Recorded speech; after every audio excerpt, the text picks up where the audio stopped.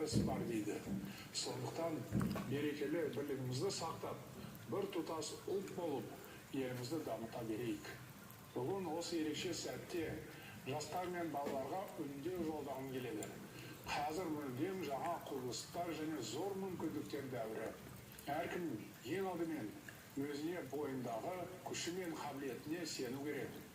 Ұлы Абайдың «Өзіңе сен, өзіңді алып шығар, еңбегің мен ақылың ел жақтап» деген сөзі әрдайым өзекті. Белсенді, білімді, еңбекқор, тәртіпті, ұшқыр болыңыздар. Жолдарыңыз ашық болсын, әрқашан алар асуларыңыз биік болсын. Еліміздің әр азаматына зор денсаулық, амандық және табыс тілеймін.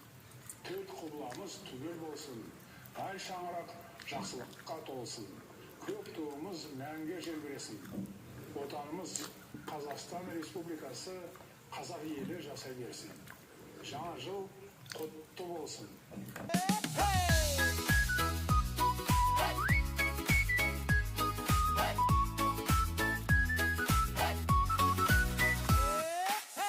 Жылқы келіпті, жануары көрікті, елімізге ерекше ыстық сәлем беріп тұр. Болуымыз бір тілді, болуымыз бір дінді, асыл малдың арқасы ардақтайды жылқынды.